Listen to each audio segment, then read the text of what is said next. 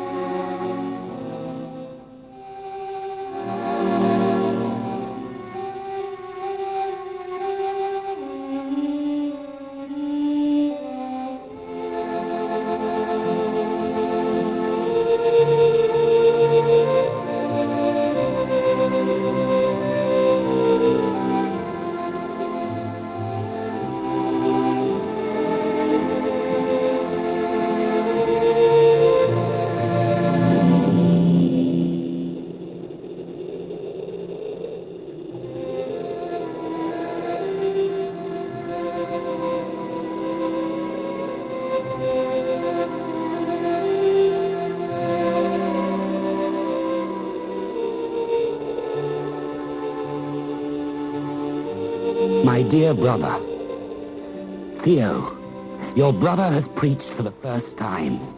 Last Sunday in God's dwelling, of which is written, "In this place I give peace."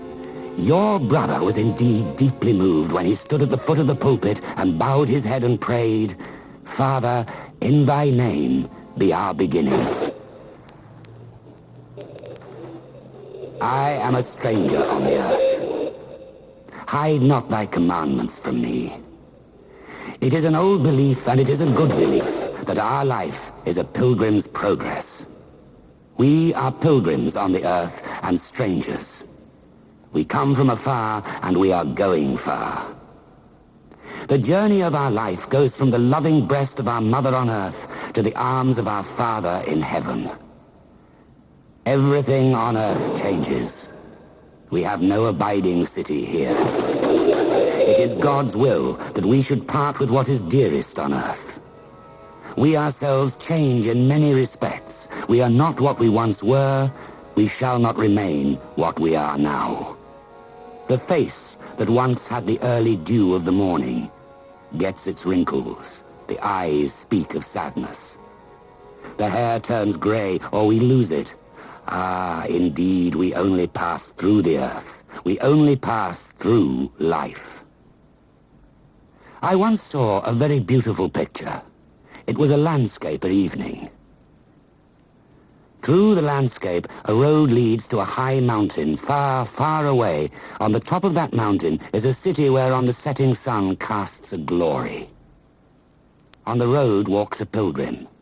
He has been walking for a good long while already, and he is very tired. And now he meets a woman, or a figure in black. That angel of God has been placed there to encourage the pilgrims and to answer their questions, and the pilgrim asks her, "Does the road go uphill then all the way?" And the answer is, yes, to the very end.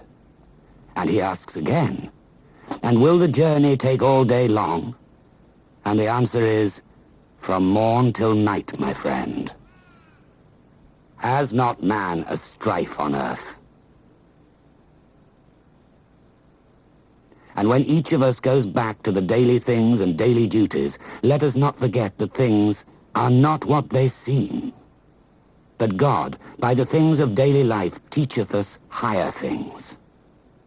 That our life is a pilgrim's progress, and that we are strangers on the earth, but that we have a God and Father who preserveth strangers, and that we are all brethren. Amen.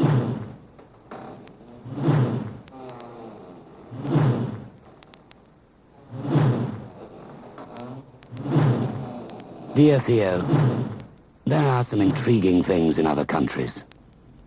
But last Sunday, I walked alone, and I thought how good it was to feel the Dutch soil under my feet again. I recalled all our childhood memories. How often we walked with Father in those last days of February and heard the lark over the black fields, the radiant blue sky with the white clouds over it, and then the stony path with the beech trees. Who knows? We may walk together near the sea sometime. We must always remain good friends. Let us have as few secrets as possible from each other. Brothers should not have any. Try to be patient and gentle, and do not mind being eccentric. It is good to love flowers and ivy and fir trees and hawthorn hedges. They have been with us from the very beginning. My conscience tells me that there is something greater in the future, that we're not what other people are. You know what I desire to be? If I may become a clergyman and fill the position so that my work resembles that of our Father, then I shall thank God. Our aim must be to find a steady profession to which we can devote ourselves entirely. And I also believe that we especially must have the end in mind, and that the victory achieved after a whole life of work and effort will be better than one gained sooner. I must become a good clergyman who has something to say that is right and may be of use in the world. If one keeps on loving faithfully, one will gradually get more light and grow stronger. Only if I could, I should like to skip a few years. I think one only gets some peace after one has accomplished something. When I think of the future, of almost invincible difficulties, when I think of the many watching me who will know where the fault is if I do not succeed, when I think of all this, of all the difficulties and cares that do not lessen as we advance in life, then I wish I were far away from everything. Yet I shall reach the aim I'm striving for, and if God wills it, find favor in the eyes of some I love, and of those who will come after me. The days fly by. I'm 4 years older than you are, and probably they seem to go more swiftly to me than to you. But I fight against it by stretching them a little, in the morning and evening. Now and then when I am writing, I instinctively make a little drawing. It is nothing special, but I see it all so vividly before me.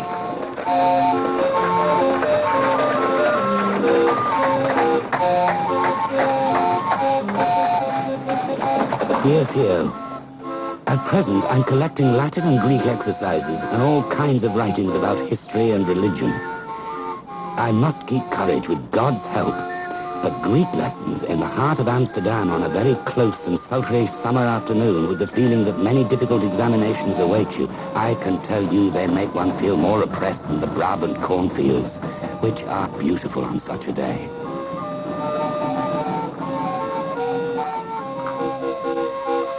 I feel it necessary to work as hard as I can. The days are full of evil. One must arm oneself and try to be filled with as much goodness as possible in order to be prepared and be able to resist. As you know, it is not a small undertaking, and we do not know the result. But at all events, I will try to fight the good fight. What is the use of a beautiful body? Animals have it too, perhaps even more than men.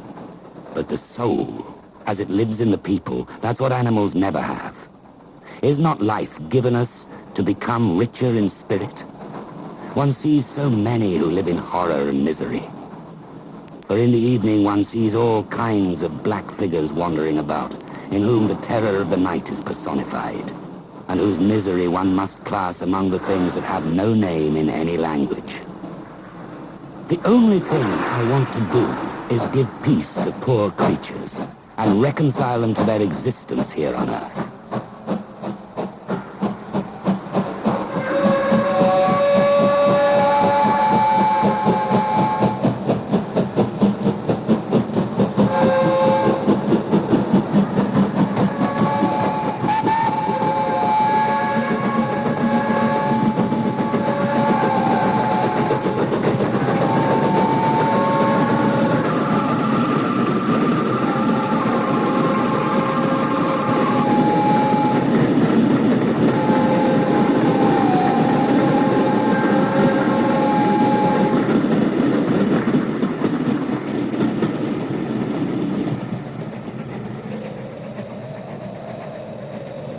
Dear Theo, the Flemish training school does not require that you quite finish the course before you can apply for a place as an evangelist. The 3 months probation demanded of me have almost passed. St. Paul was in Arabia for 3 years before he began to preach. If I could work quietly for about 3 years, always learning and observing, then I should not come back without having something to say that was really worth hearing. I say this in all humility, and yet with confidence. I enclose a hasty little sketch. I should like to begin making rough sketches of some of the many things that I meet on my way, but as it would probably keep me from my real work, it's better not to start.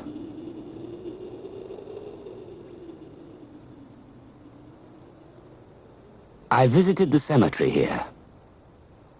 In front of it is a little wood where it is very peaceful, especially when the sun shines through the leaves in the evening. There are many beautiful graves, and all kinds of evergreens, and roses and forget-me-nots.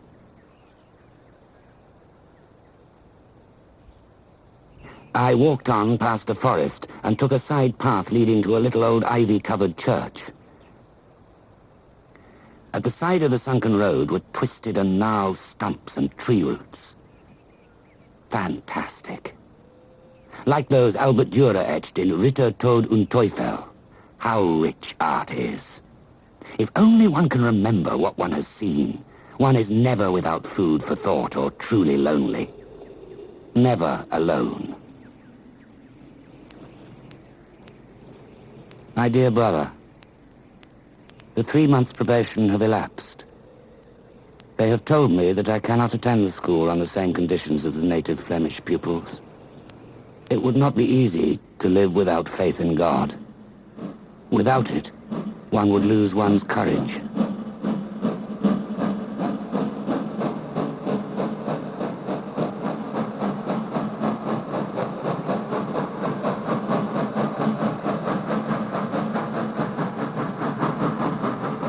Dear Theo, I am sure you realize that here in the Borinage, there are no pictures. If with God's blessing I get a permanent appointment here, I shall be very, very happy. Often I draw far into the night, to keep some souvenir and to strengthen the thoughts raised involuntarily by the aspects of things here. Like everyone else, I feel the need of family and friendship, of affection, of friendly intercourse. I'm not made of stone or iron, so I cannot miss these things without being conscious of a void and feeling a lack of something. Involuntarily, I have become more or less a kind of impossible and suspect personage in the family. So, how could I, in any way, be of any use to anybody? Therefore, above all, I think the best and most reasonable thing for me to do is to go away and keep a convenient distance, so that I cease to exist for all of you. Most of the miners are thin and pale from fever. They look tired and emaciated, weather-beaten and aged before their time. Most of them cannot read, but at the same time are intelligent and quick at their different works. Brave and frank, with melancholy deep-set eyes. They have an innate, deep-rooted hatred and a strong mistrust of anyone who is domineering. The villages here look desolate and dead and forsaken. Life goes on underground instead of above. As molting time, when they change their feathers, is for birds, so adversity or misfortune is the difficult time for us human beings. One can stay in it, one can also emerge renewed. But anyhow, it must not be done in public. Therefore, the only thing to do is to hide oneself. When I was in other surroundings, in the surroundings of pictures and works of art, I had a violent passion for them, reaching the highest pitch of enthusiasm. And I'm not sorry about it. For even now, far from that land, I am often homesick for the land of pictures. Now, for more than 5 years, I have been without employment. It is true that I have lost the confidence of many. It is true that my financial affairs are in a bad state. It is true that even my studies are in a rather sad and hopeless condition, and that my needs are greater, infinitely greater than my possessions. But I must continue on the path I've taken now. But you will ask, what is your definite aim? That aim will stand out slowly and surely, as the rough draft becomes a sketch, and the sketch becomes a picture.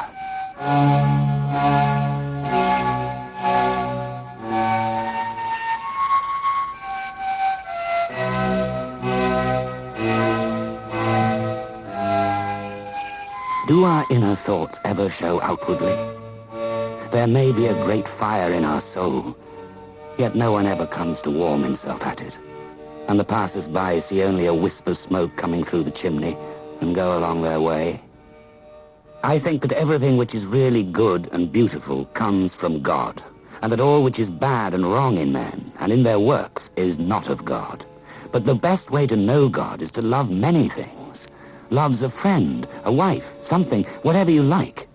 But one must love with a lofty and serious, intimate sympathy with strength and intelligence, and one must always try to know deeper, better, and more. Sometimes I draw small sketches almost against my will, but it is a hard and difficult struggle to draw well.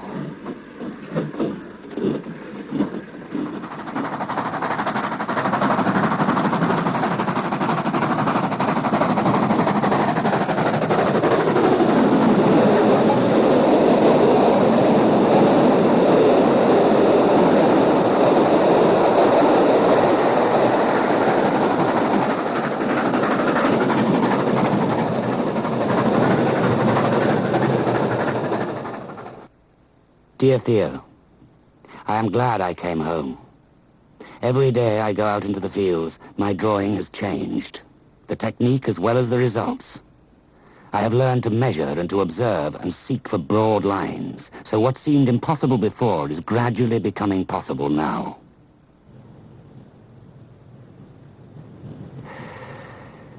There's something I must tell you. A deep love has grown in my heart for our cousin Kay. And when I told her this, she answered that to her, past and future remained one, so she could never return my feelings. I hope not to leave a single thing undone which brings me nearer to her, for love is something so positive, so strong, so real, that it is impossible for one who loves to take back that feeling. Life has become very dear to me, and I am very glad that I love. My life and my love are one.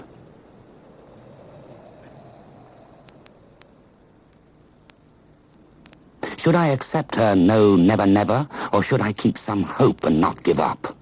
When it happened, it was at first as terrible a blow as a death sentence, and for a moment crushed me to the ground.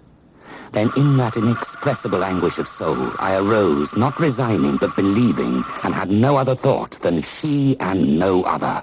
I want to go through the joys and sorrows of domestic life in order to paint it from my own experience. She refuses to read my letters, but the frost and the winter cold are too bitter to last very long. I send you a few drawings because I thought you might find something of Brabant in them. Now tell me, why don't they sell? For now and then I should like to earn some money for a railroad ticket so as to visit that no, never, never. Without her I am nothing, but with her there was a chance. I need a woman. I will not live without love. I am a man and a man with passions. I must go to a woman, otherwise I shall freeze or turn to stone. Oh, dear me. I hadn't far to look. I found a woman. That woman was very good to me. Very kind. When you wake up in the morning and find yourself not alone, but see there a fellow creature beside you, it makes the world look so much more friendly. Much more friendly than religious diaries and whitewashed church walls. Theo, as you can imagine, I have a great many cares and worries. But still, it gives me a feeling of satisfaction to have come so far that I cannot go back. And though the path may be different, I now see it clearly before me. If you occasionally send me what you can spare without inconveniencing yourself, I would be most grateful. There is safety in the midst of danger. What would life be if we hadn't courage to attempt anything? How will my work be a year from now? If I could only express what I feel.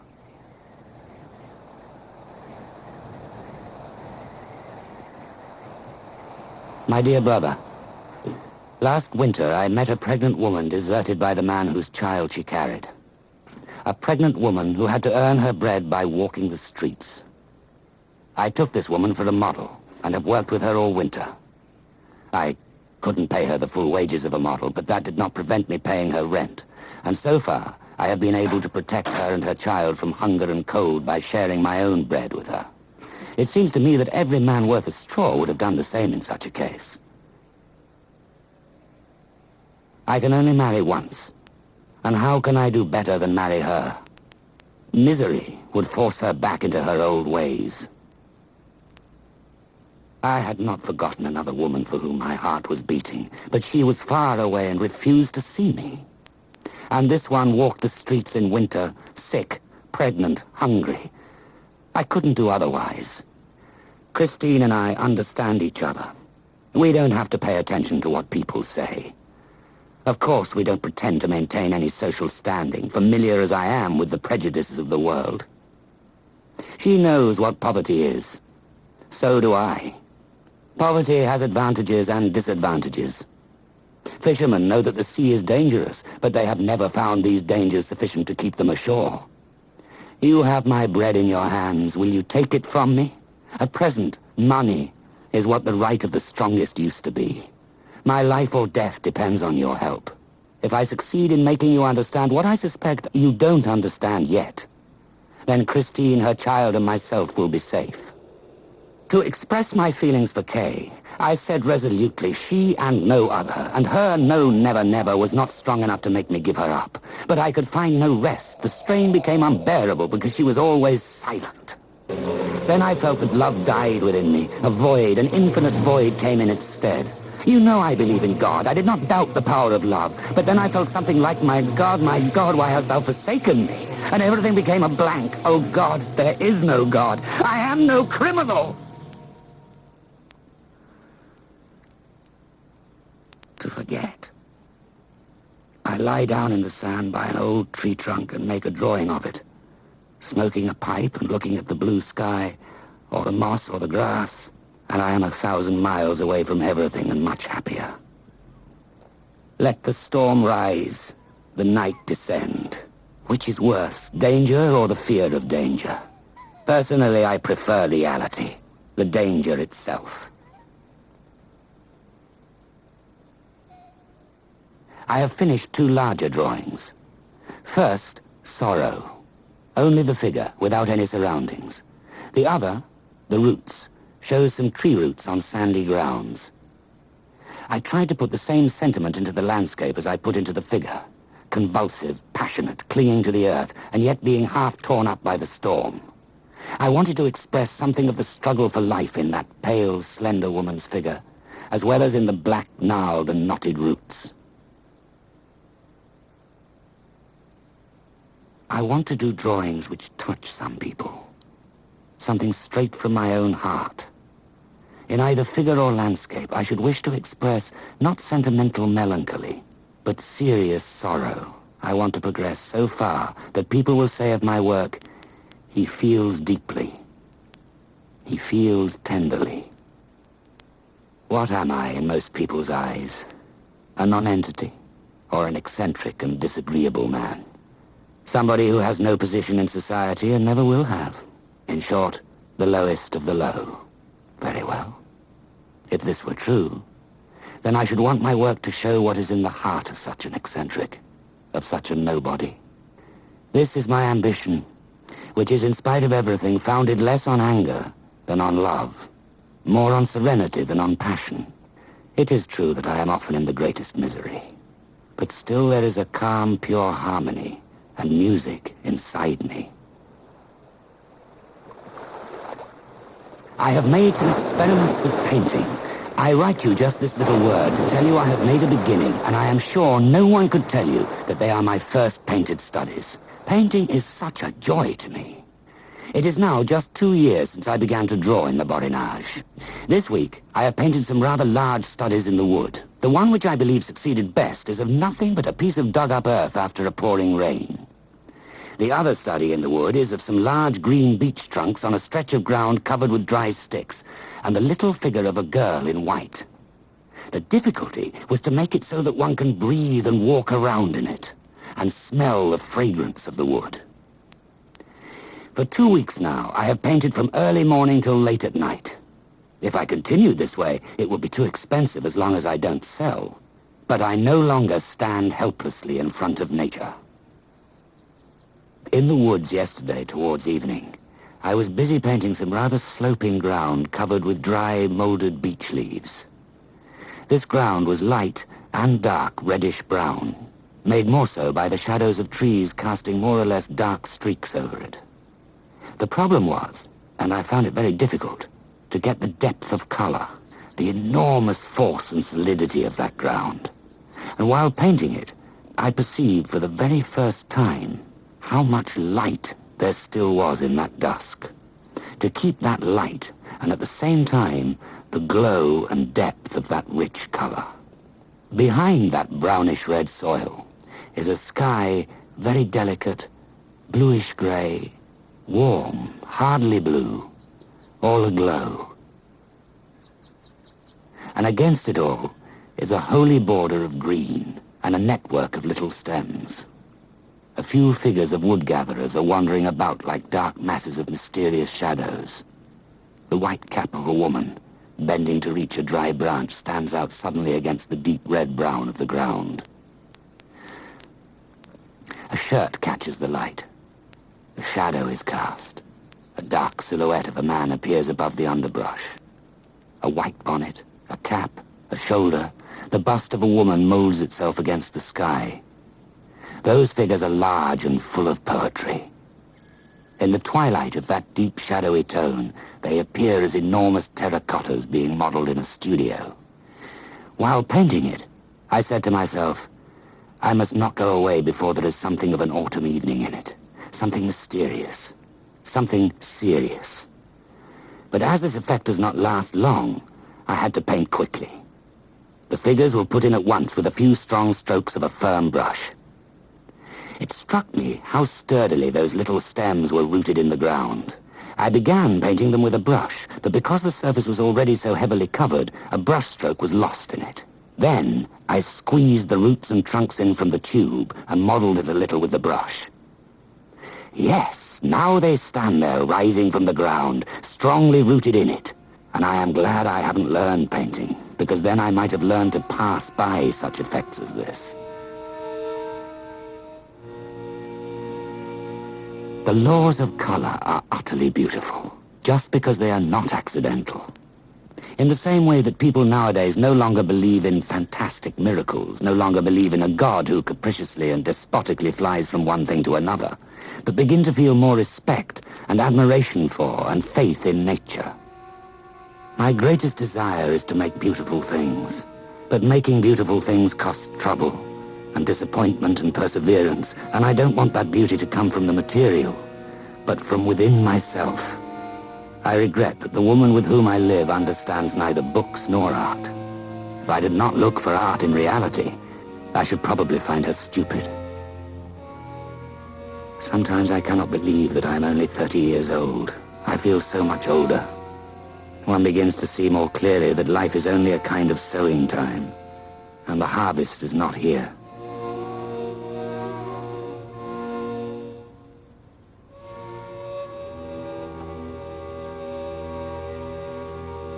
The money from you is absolutely indispensable for me as long as I haven't found employment. For the moment, my entire supply of ready cash consists of a postal order for 1 guilder and 23.5 cents, torn in two, which has already been refused once. If we could only find somebody who would buy my work. I must start painting again. I can't do without colors, and colors are expensive. The sea, which I love enormously, must be brushed in oil, otherwise one cannot get hold of it. I hope to keep courage, and I hope that perhaps a certain frenzy and rage for work may carry me through, like a ship is sometimes thrown over a cliff by a wave, and can make use of a storm to save herself from wrecking. If I fail, what does my loss mean? I don't care so much after all. But one generally tries to make one's life bear fruit instead of letting it wither. I do not intend to spare myself, nor to avoid emotions or difficulties. I don't care much whether I live a longer or shorter time. I see it all from afar, like a dark shadow. I am carrying out my plans of going to Drenthe, whether the woman goes with me or not. With all her damned faults, she will always be good in my eyes. And though I do not doubt for a moment that I have the same kind of faults, I hope I shall not change in this respect. That when I see a poor woman with a swollen belly, I shall always try to do what I can to help her. The right thing would have been to marry her, but I admit that she herself makes it impossible. She is not nice. She is not good. But neither am I. And there was a serious affection just the way we were, notwithstanding everything.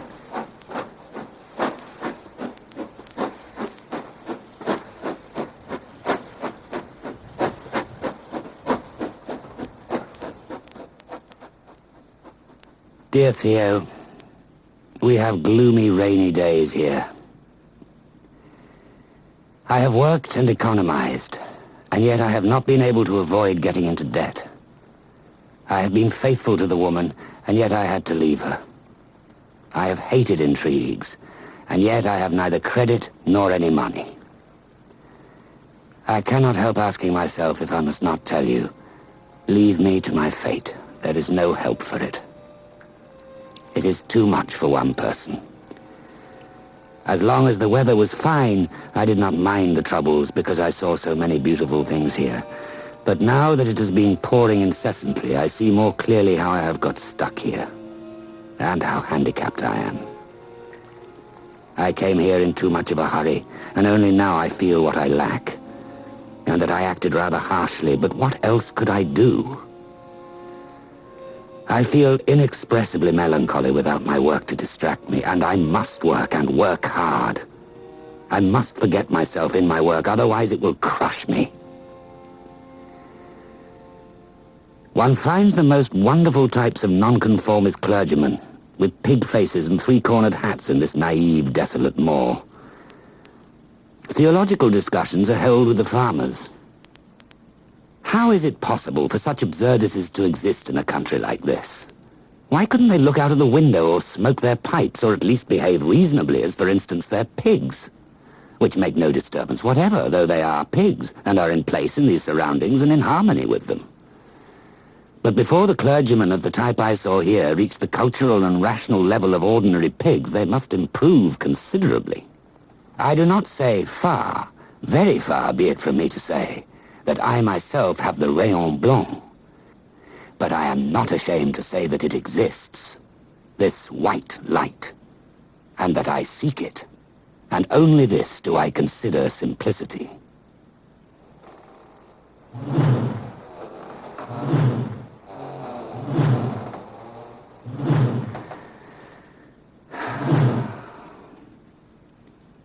My dear brother, for several reasons I made up my mind to go home for a while.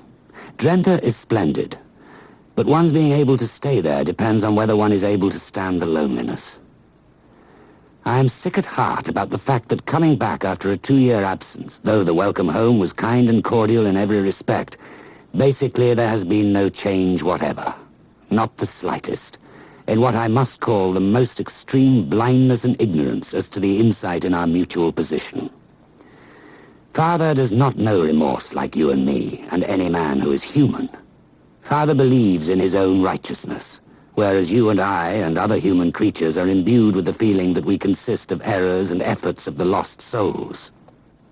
The good within Father is wrongly applied, so that it acts like evil, because the light within him is black and spreads darkness.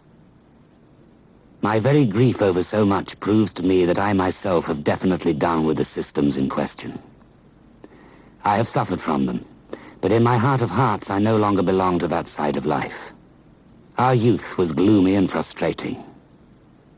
In the future, let us seek that soft light for which I know no better name than the white ray of light, or the good. It is dreary outside. The fields a mass of lumps of black earth and some snow, with mostly days of mist and mire in between the red sun in the evening and in the morning. Crows, withered grass, and faded, rotting green black shrubs, and the branches of the poplars and willows rigid like wire against the dismal sky. This is what I see in passing, and it is quite in harmony with the interiors. Very gloomy, these dark winter days. It is also in harmony with the physiognomy of the peasants and the weavers here. A weaver who works steadily makes a net profit of 4.5 gulden a week, and when he takes it to the manufacturer, he is often told that he cannot take another piece home for a few weeks. So not only are wages low, but work is pretty scarce too. Consequently, there's something agitated and restless about these people. I am a peasant painter. I am content with the food, drink, clothes, and board which the peasants themselves are content with. Every day, I am more convinced that people who do not first wrestle with nature never succeed. I personally know no other way than to wrestle with nature long enough for her to tell me her secret. I have no other wish than to live deep, deep in the heart of the country and to paint rural life. Painting is a faith, and it imposes the duty to disregard public opinion. In painting, one conquers by perseverance and not by making concessions. I intend to make a series of scenes from rural life. In short, peasants at home. Painting peasant life is a serious thing, and I should reproach myself if I did not try to make pictures which will rouse various thoughts in those who seriously think about art and life. One must paint the peasants as being one of them, as feeling, thinking as they do. I feel a power in me which I must develop, a fire that I may not quench but must keep ablaze. Though I don't know to what end it will lead me, I shouldn't be surprised if it were a gloomy one.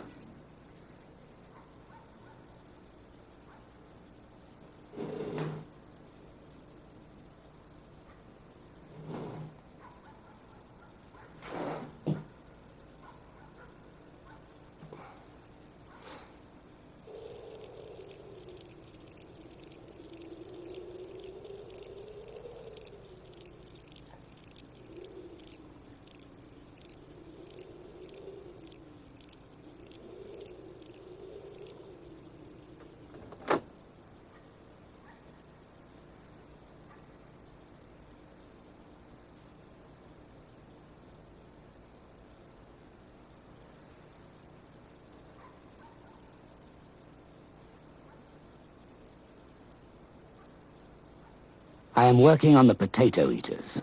What I'm trying to do most is bring life into it. Yes, I have tried to emphasize that those people eating their potatoes in the lamplight have dug the earth with those very hands they put in the dish, and so it speaks of manual labor and how they have honestly earned their food. I have wanted to give the impression of a way of life so different from us so-called civilized people. Therefore, I am not at all anxious for anyone to like it or admire it at once. It might prove to be a real peasant picture. I know it is.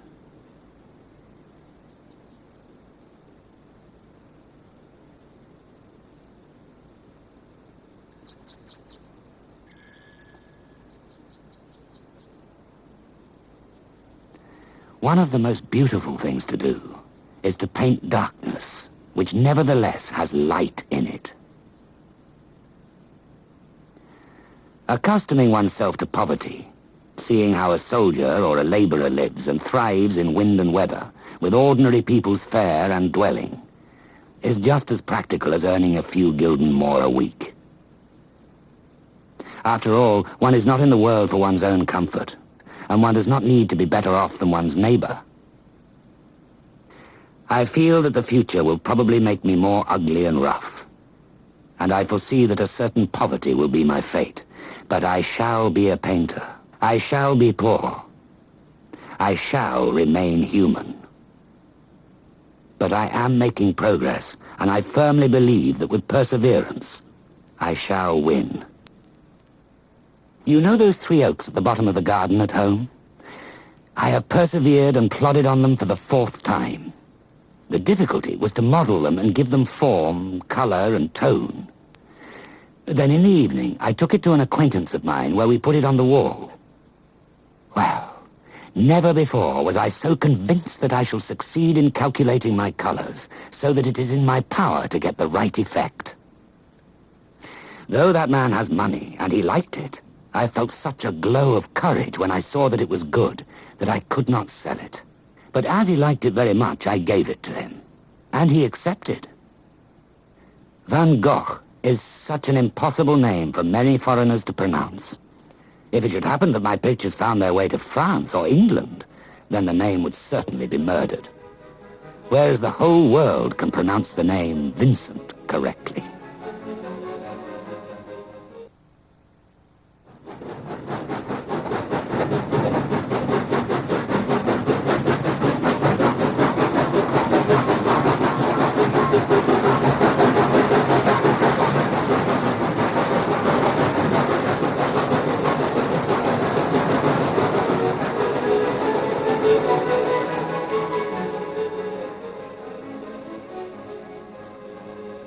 Dear Theo, I am in Antwerp and have already seen a few things. The Museum of Old Pictures and the Museum of Modern Art.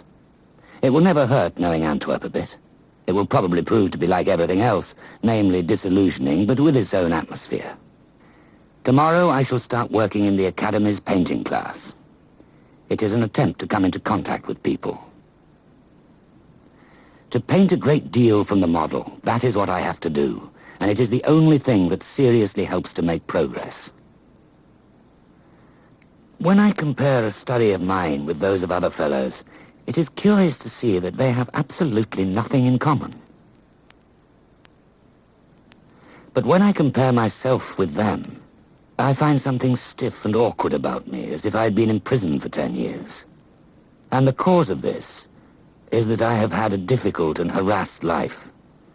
Much care and sorrow, and no friends. I must change my outward appearance somewhat. I'm having my teeth seen to. There are no less than 10 teeth that I have either lost or may lose, and that is too many and too troublesome. And besides, it makes me look over 40, which is not to my advantage. But anyway, painting has the secret of being able to give one a second youth.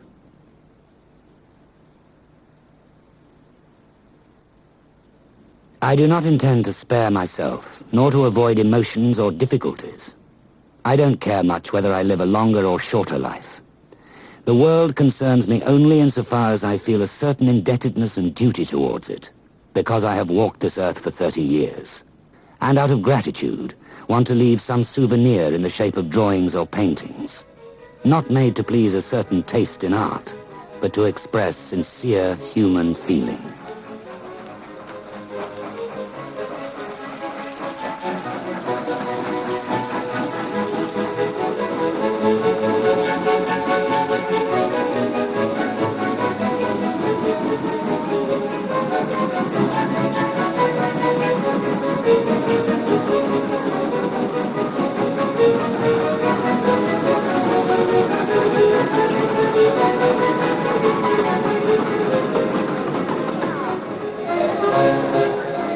Theo, do not be cross with me for having suddenly arrived like this.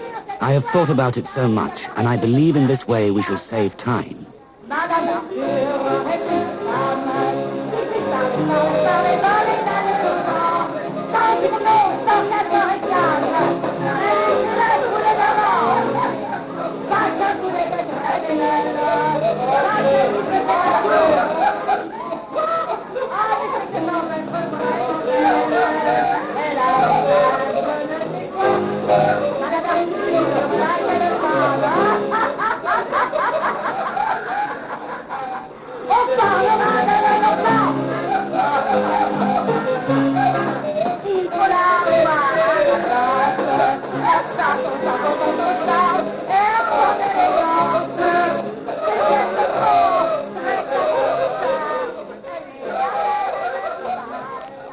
I would say an artist can get on here in Paris, notwithstanding the many obstructions and diversions.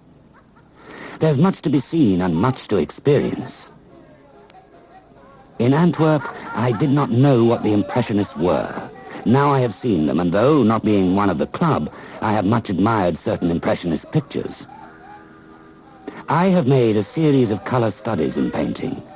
I'm trying to render intense color and not a grey harmony. I have plenty of canvases, and Tanguy was very good to me, but his witch of a wife got wind of what was going on and opposed it. And so I'm struggling with my life and progress in art. My only anxiety is, how can I be of use in this world?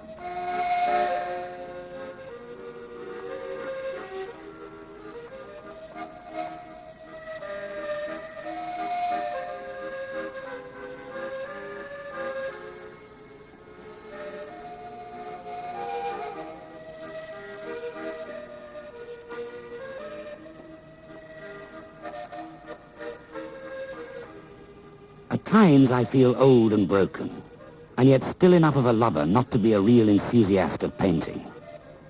One must have ambition in order to succeed, and ambition seems to me absurd. I don't know what will come of it.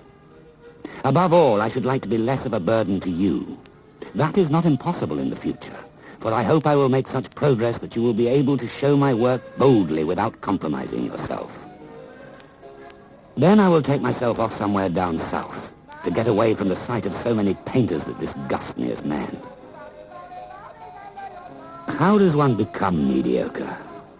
By compromising and making concessions, today in this matter, tomorrow in another, according to the dictates of the world, by never contradicting the world, and by always following public opinion.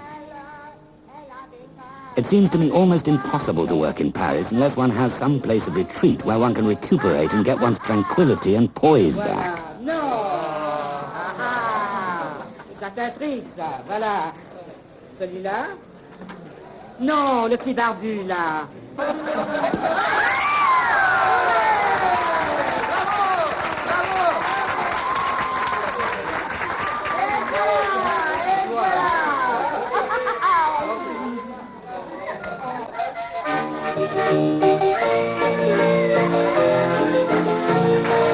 Je boirai 5 à 6 bouteilles, une femme sur les genoux. Une femme, oui, oui, une femme, non, non, non, une femme sur les genoux.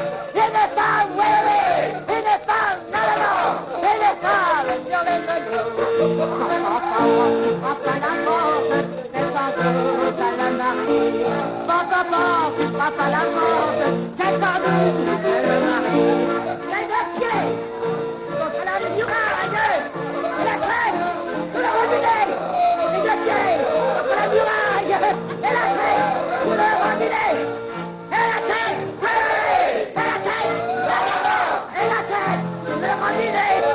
Et la tête, oui, oui, et la tête, et la tête sous le robinet.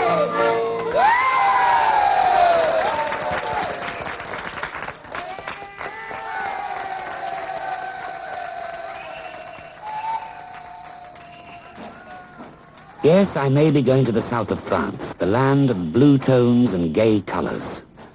I'm not an adventurer by choice, but by fate.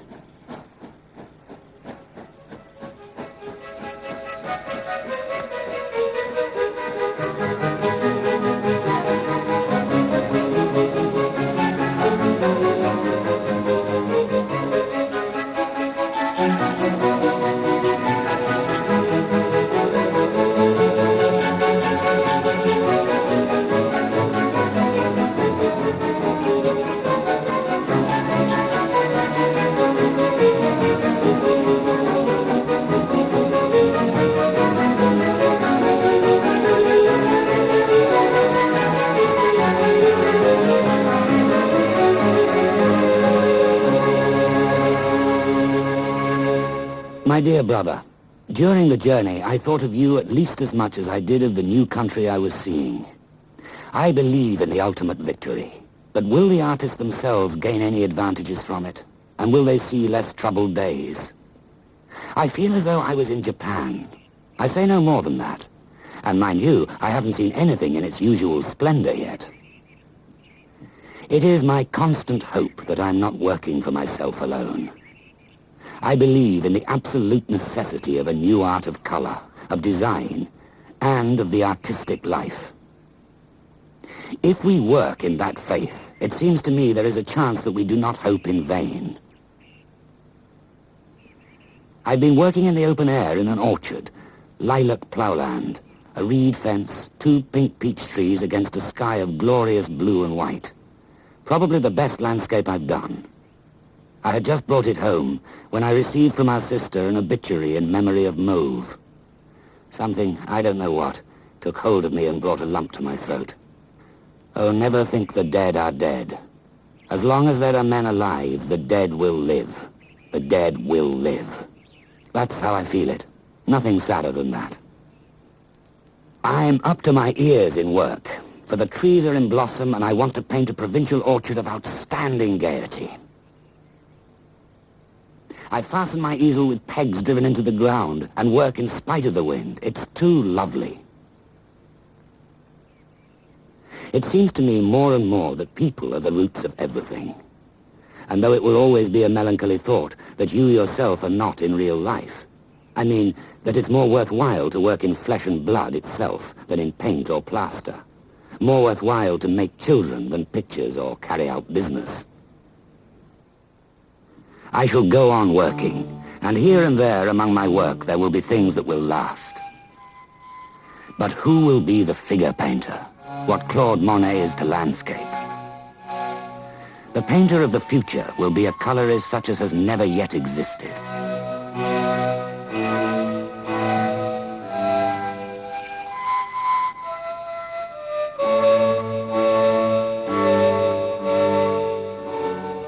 We must not judge God from this world. It's just a study that didn't come off. It's only a master who can make such a blunder. And this life of ours, so much criticized and for such good reasons, we must not take it for anything but for what it is. And so go on hoping that in some other life we'll see something better than this.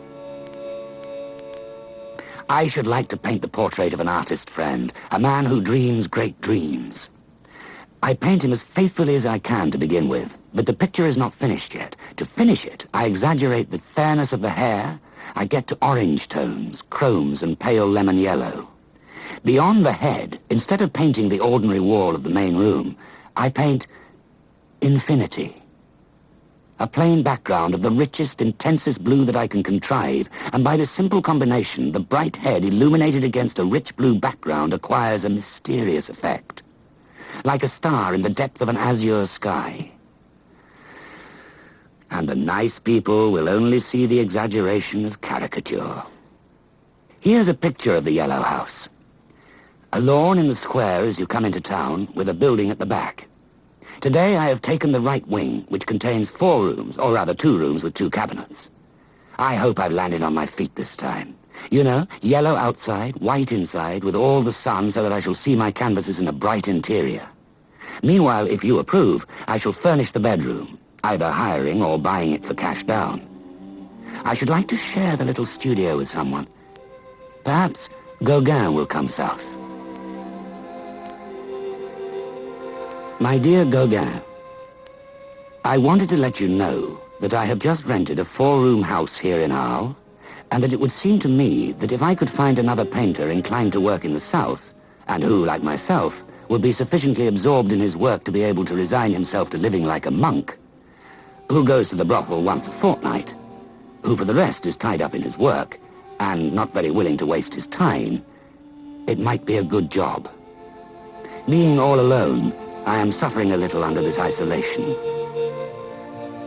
Theo, if Gauguin were willing to join me, I think it would be a step forward for us. It would establish us squarely as the explorers of the South, and nobody could complain of that. I am writing to you from Saint-Marie-de-la-Mer on the shores of the Mediterranean. One night I went for a walk by the sea along the empty shore. It was not gay, but neither was it sad. It was beautiful. The deep blue sky was flecked with clouds of a blue deeper than the fundamental blue of intense cobalt, and others of a clearer blue, like the blue whiteness of the Milky Way. In the blue depth, the stars were sparkling, greenish, yellow, white, pink, more brilliant, more sparkling gem-like than at home. Now that I have seen the sea here, I am absolutely convinced of the importance of staying in the Midi, and of positively piling it on, exaggerating the color. You see things more Japanese. You feel color differently. The Japanese draw quickly, very quickly, like a lightning flash, because their nerves are finer, their feelings simpler.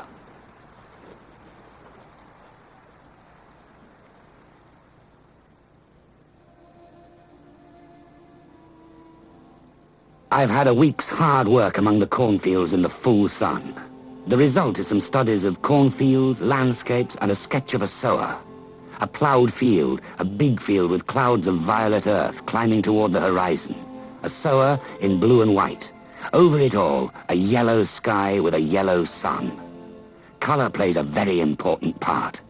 My lord, I do want to attack it seriously and make a tremendous picture of it. Everyone will say that I work too fast. Don't you believe a word of it. Is it not emotion, the sincerity of one's feeling for nature that draws us? And if the emotions are sometimes so strong that one works without knowing one works, when sometimes the strokes come with a continuity and a coherence like words in a speech or a letter, then one must remember that it has not always been so, and that in time to come there will again be hard days, empty of inspiration, so one must strike while the iron is hot, and put the forged bars on one side.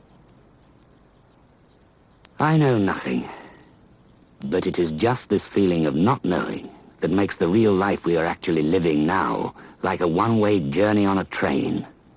You go fast, but cannot distinguish any object very clearly, and above all, you do not see the engine.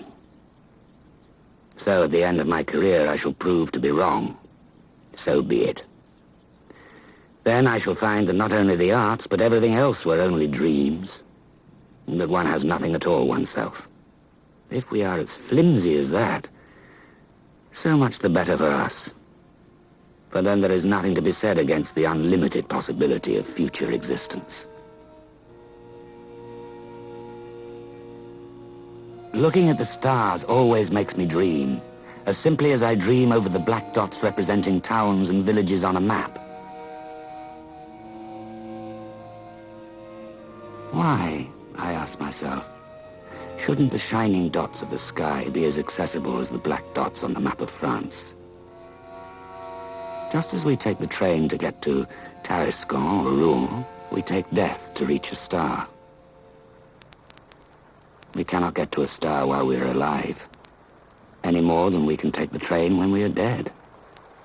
So, to me it seems possible that cholera, tuberculosis, and cancer are the celestial means of locomotion, just as steamboats, buses, and railways are the terrestrial means. To die quietly of old age would be to go there on foot. We do not feel we are dying, but we feel the truth that we are of small account.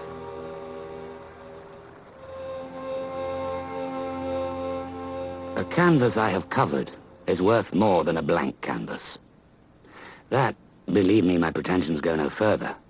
That is my right to paint, my reason for painting, and by the Lord, I have one. I can very well do without God, both in my life and in my painting, but I cannot, ill as I am, do without something which is greater than I am, which is my life, the power to create. And if frustrated by the physical power, a man tries to create thought instead of children, he is still part of humanity. Up to now, the loneliness hasn't worried me much, because I have found a brighter sun.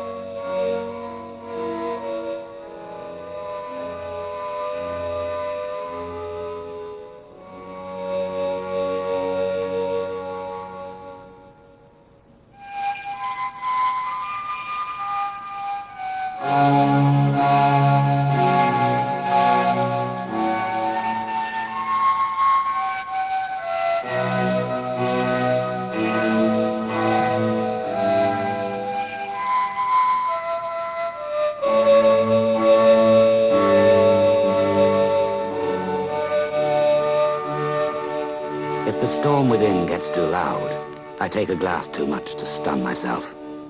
Now painting is becoming a distraction for me, like rabbit hunting for the crack-brained. They do it to distract themselves. My concentration becomes more intense, my hand more sure. That is why I almost dare swear to you that my painting will improve, because I have nothing left but that.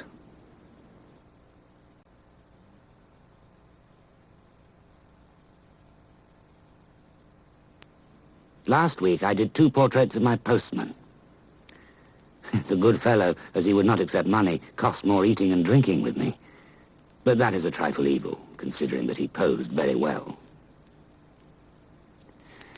The more I think it over, the more I feel that there is nothing more artistic than to love people. I always think that poetry is more terrible than painting. Though painting is a dirtier and much more worrying job. And then the painter never says anything. He holds his tongue, and I like that too. Just now we are having a glorious strong heat with no wind, just what I want. There is a sun, a light that for want of a better word I can only call yellow. Pale sulphur yellow, pale golden lemon. How lovely yellow is.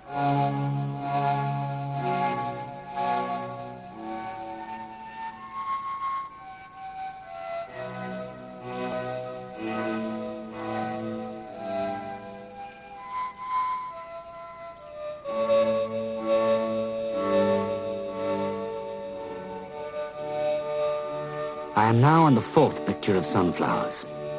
Fortunately for me, I do not hanker after victory anymore, and all that I seek in painting is a way to make life bearable. Oh, my dear brother, sometimes I know so well what I want. I still have a kind of concentrated power which only asks to spend itself in work. I must be allowed to stress my own personality in a portrait, not only myself, but in impressionists in general, a simple worshipper of the external Buddha. I have made the eyes slightly slanting like the Japanese.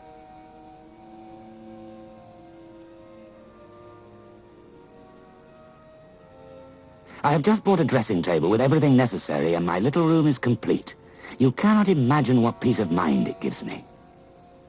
I shall end up not feeling lonesome in this house. Hope is breaking for me vaguely on the horizon. That hope in intermittent flashes like a lighthouse, which has sometimes comforted me during my solitary life.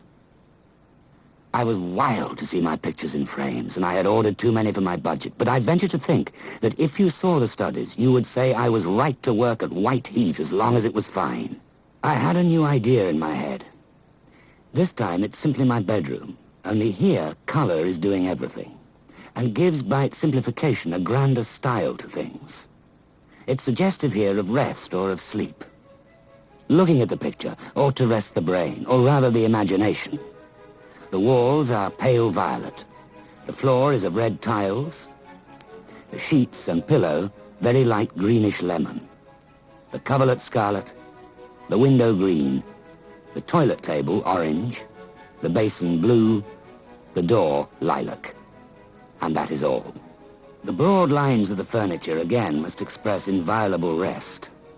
The frame, as there is no white in the picture, will be white.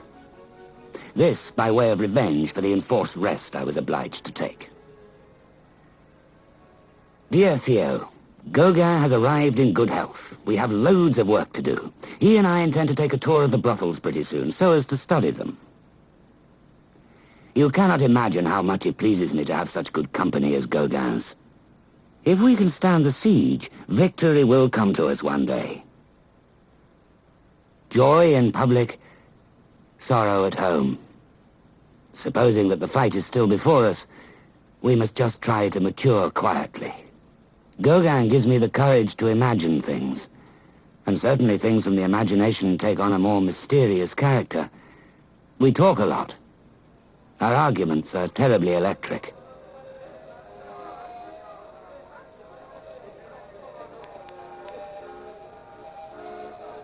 I think myself that Gauguin is a little out of sorts with the good town of Arles. the little yellow house where we work, and especially with me. There are grave difficulties to overcome, for him as well as for me. But these difficulties are more within ourselves than outside.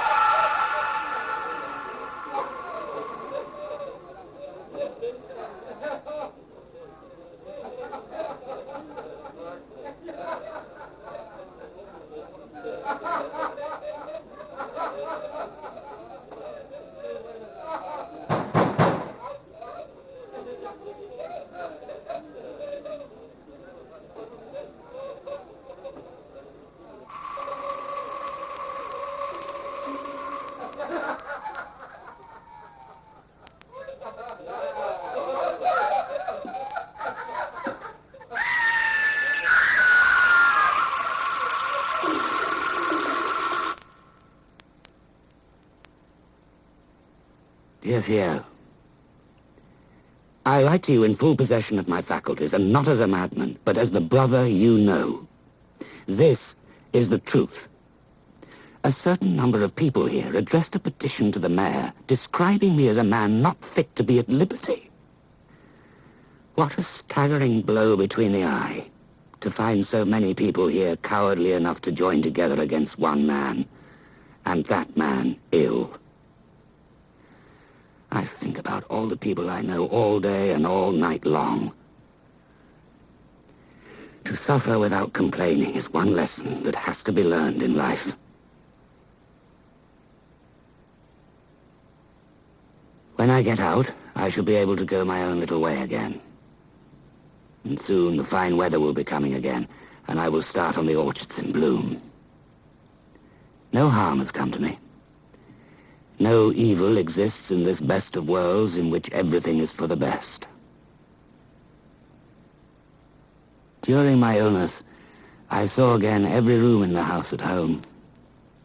Every path, every plant in the garden, the views of the fields outside, the neighbors, down to a magpie's nest in a tall acacia in the graveyard.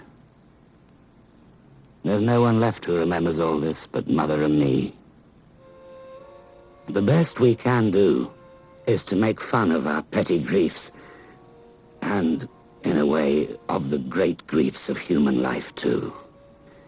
I kept myself going on coffee and alcohol, I admit all that. But all the same, it is true that to attain the high yellow note I obtained last summer, I really had to be pretty well keyed up. To produce the pictures in the furnace heat of the Midi.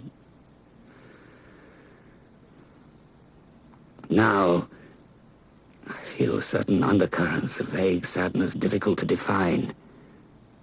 I'm troubled by shapeless fears. My God, those anxieties. Who can live in the modern world without catching his share of them?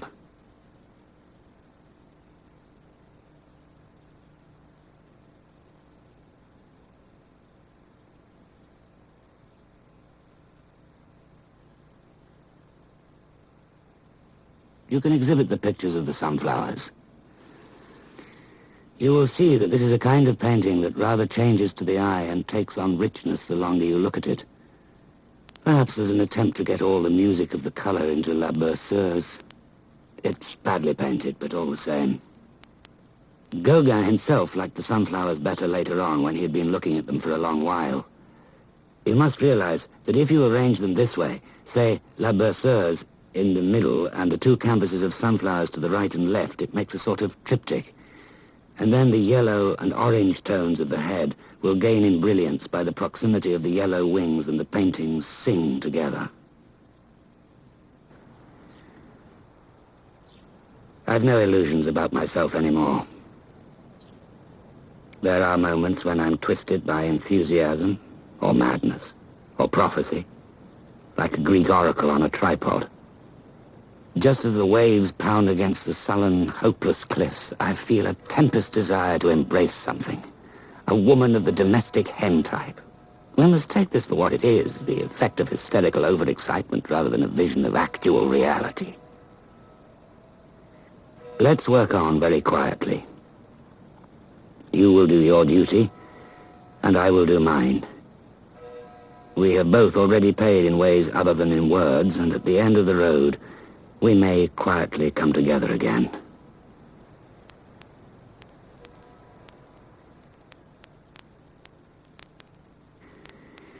If you saw the olive groves just now, the leaves, old silver and silver turning to green against the blue and the orange-colored ploughed earth.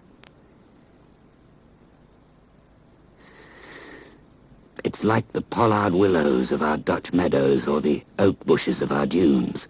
That is to say, the rustle of an olive grove has something very secret in it, and immensely old. It is too beautiful for us to dare to paint it, or be able to imagine it.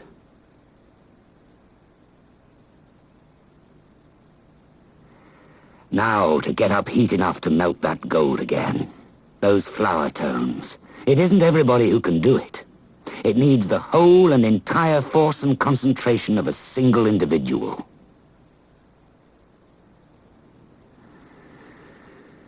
I am doing an avenue of pink flowering chestnuts and a little cherry tree in flower with a wisteria plant and a path in the park splashed with light and shade. Now, society being what it is, we naturally cannot wish that it should conform to our personal needs. And so, though I'm very glad to be going to Saint-Rémy, nevertheless it would be fairer to men like myself to shove them into the Foreign Legion. All through my life, I have sought something other than a martyr's career, for which I am not cut out.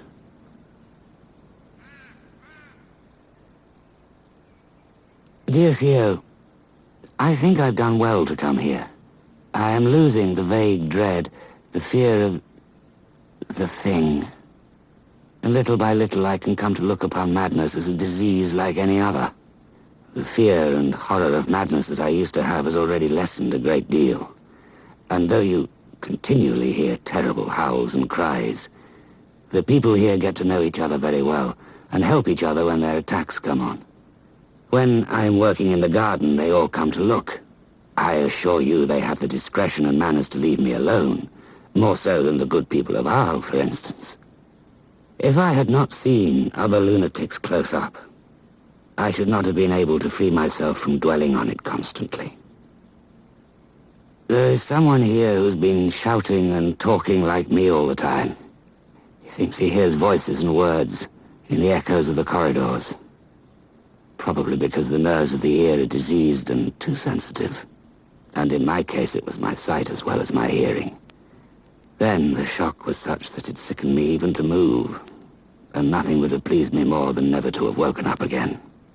I find it queer that I saw it like this from between the iron bars of a cell. When a man comes out of prison after having been there a long time, there will be moments when he will miss his prison because he finds himself at a loss now that he is at liberty. So-called, I suppose, because the grinding daily task of earning a living hardly leaves any liberty at all.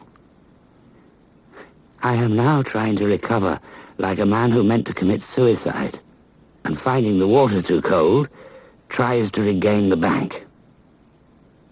I feel the desire to renew myself, and to try to apologize for the fact that my pictures are, after all, almost a cry of anguish, although in the rustic sunflower they may symbolize gratitude.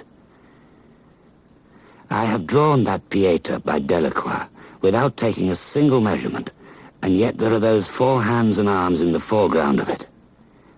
Gestures and postures not exactly easy or simple. I know well that healing comes, if one is brave, from within through profound resignation to suffering and death, through the surrender of your own will and of your self-love. But it is no use to me. I love to paint. To see people and things everywhere that makes our life artificial, if you like.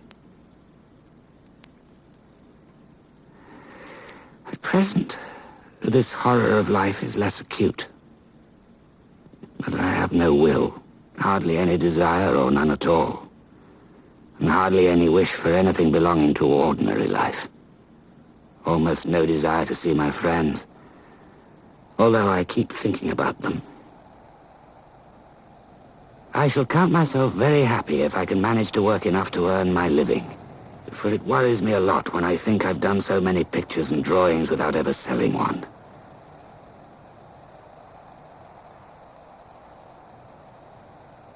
I'm always filled with remorse, terribly so when I think of my work that is so little in harmony with what I would have liked to do. If in some month or other it should be too difficult to send me paint and canvas, etc., then do not send them.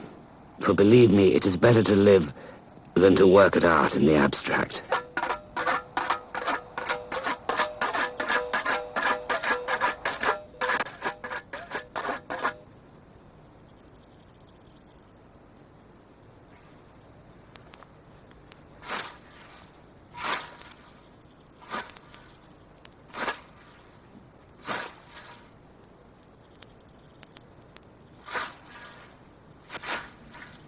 Yesterday I began to work again on a thing that I see from my window.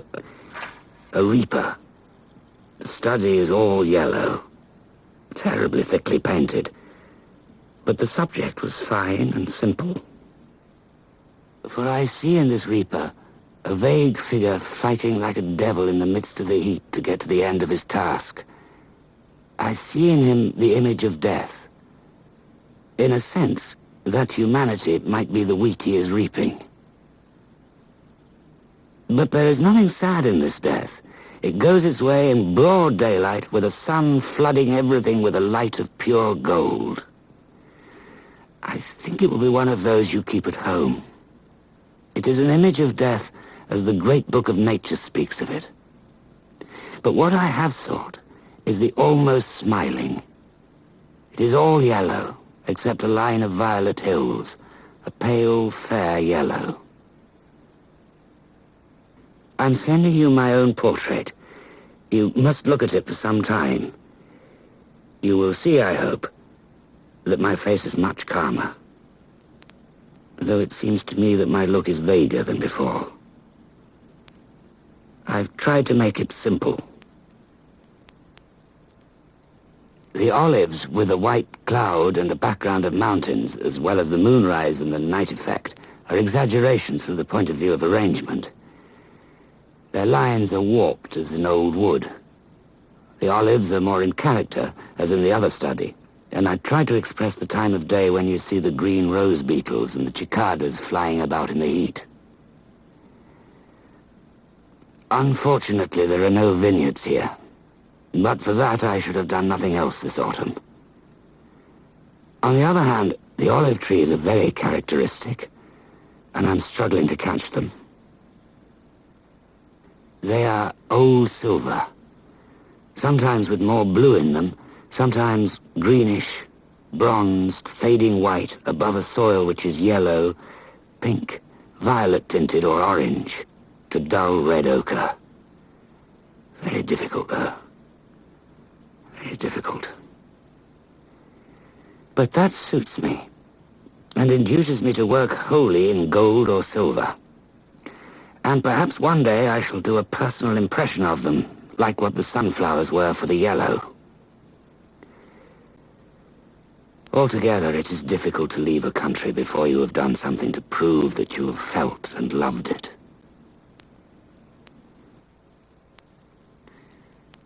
For the moment, I'm working on a picture of a path between the mountains and a little brook forcing its way between the stones.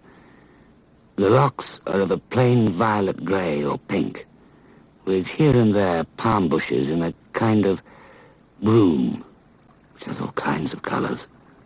and the brook in the foreground, white and foaming like soapsuds, and farther on, reflecting the blue sky. It is basically true that a painter as a man is too absorbed in what his eyes see, and is not sufficiently master of the rest of his life.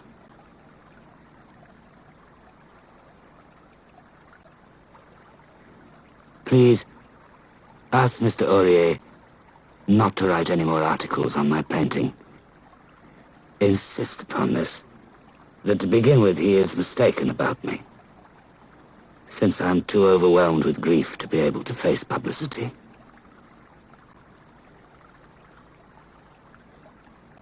Success is about the worst thing that can happen. I've led too hard a life to die for it, or to lose the power to work.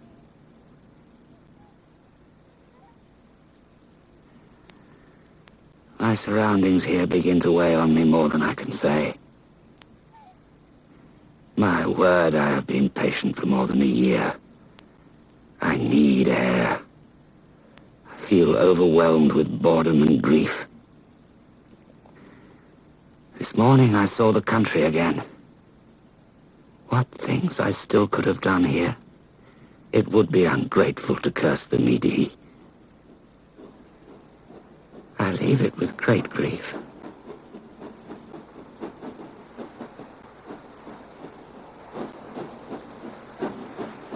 With a handshake in thought, your brother, Vincent.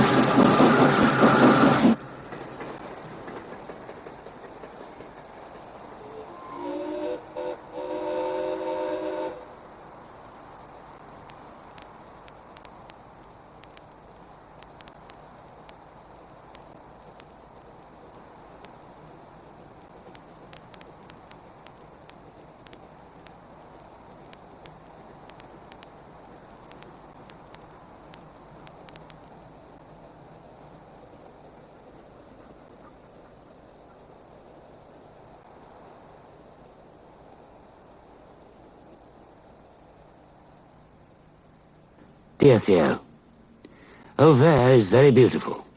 Among other things, a lot of old thatched roofs, which are getting rare. I've seen Dr. Gachet, who gives me the impression of being rather eccentric. But his experience as a doctor must keep him balanced enough to combat the nervous trouble from which he certainly seems to me to be suffering at least as seriously as I. But he is older and lost his wife several years ago, but he is very much the doctor, and his profession and faith still sustain him. I'm working at his portrait. It has the same sentiment as the self-portrait I did when I left for this place. I'm completely engrossed by these huge plains of standing corn backed by hills. They are vast as the sea, very delicate yellow, very pale green, and very soft mauve. Part of the land is under cultivation, dotted with flowering potato plants. The sky is blue with white, pink, and violet tints. I believe I'm capable of painting the scene.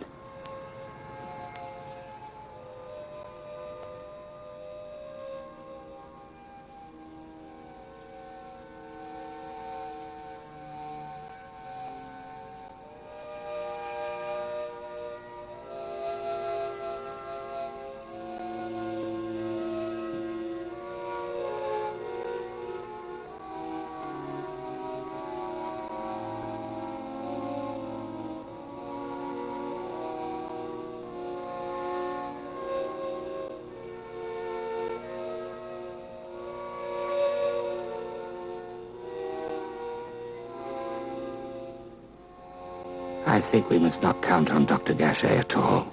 Firstly, he is sicker than I am, I think. or shall we say just as much. Now, when a blind man leads another blind man, don't they both fall into the ditch?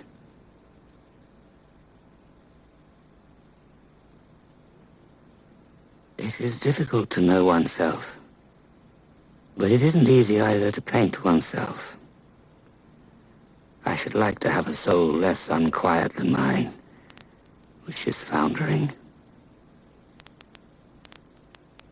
I feel exhausted. So much for me. I feel this is the lot which I accept and which will not change. And the prospects grow darker. I see no happy future at all. I generally try to be very cheerful. But my life is also threatened at the very root.